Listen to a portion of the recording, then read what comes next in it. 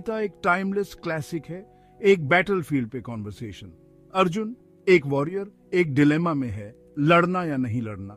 उसका चैरियटियर कृष्ण जो दिखते हैं उससे कहीं ज्यादा है।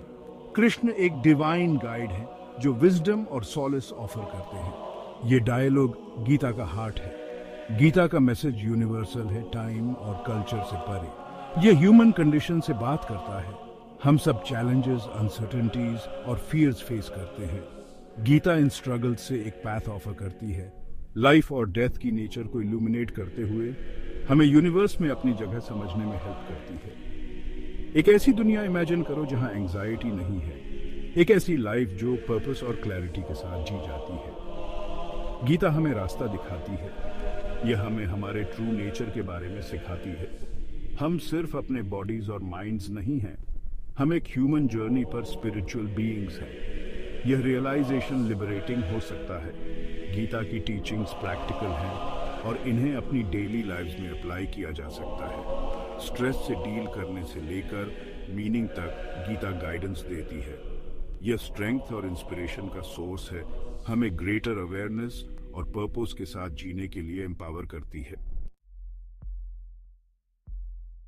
मटेरियल वर्ल्ड कॉन्स्टेंटली चेंज हो रही है, कुछ भी फॉरएवर नहीं रहता।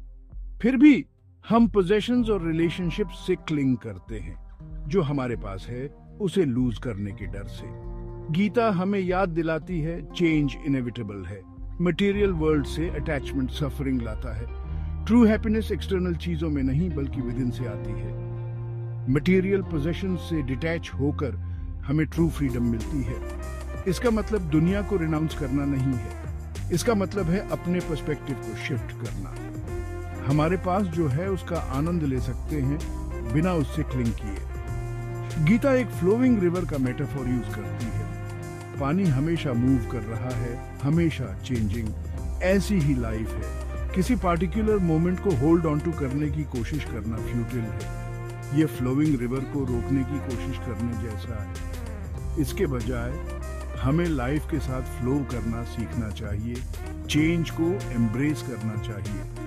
यह अंडरस्टैंडिंग पीस लाती है। हम चीजों को लूज करने की वरी कम करते हैं। हम प्रेजेंट मोमेंट को ज्यादा फुली अप्रिशिएट करते हैं। हमें डेस्टिनेशन में नहीं बल्कि जर्नी में जॉय मिलती है। यही गीता की विजडम है। फियर एक पावरफुल इमोशन है। यह हमें पैरालाइज कर सकता है, हमें फुली जीने से रोक सकता है। गीता हमें सिखाती है फियर इग्नोरेंस से अराइज होता है। हमें उस चीज का फियर होता है जिसे हम समझते नहीं हैं। सबसे बड़ा फियर डेथ का फियर है। गीता डेथ को रिफ्रेम करती है। यह एंड नहीं बल्कि एक ट्रांजिशन है। जैसे हम नए क्लोथ्स के लिए पुराने क्लोथ्स शेड करते हैं, सोल बॉडीज चेंज करती है। डेथ लाइफ के साइकिल का एक नेचुरल पार्ट है। इसे समझने से फियर कम होता है। फियर एक डिवाइडेड माइंड से भी स्टेम होता है। एक पार्ट डिजायर करता है, दूसरा पार्ट डाउट करता है। यह इंटरनल कॉन्फ्लिक्ट एंजाइटी क्रिएट करता है। गीता हमें माइंड को स्टिल करने के लिए इनकरेज करती है, प्रेजेंट मोमेंट पर फोकस करने के लिए। मेडिटेशन और माइंडफुलनेस के थ्रू हम फियर को ओवरकम कर सकते हैं। हम अपने थॉट्स और इमोशंस को बिना जजमेंट के ऑब्जर्व करना सीखते हैं। यह प्रैक्टिस इनर पीस और क्लैरिटी लाती है। हम एक्सटर्नल सर्कमस्टांसेस के प्रति कम रिएक्टिव हो जाते हैं।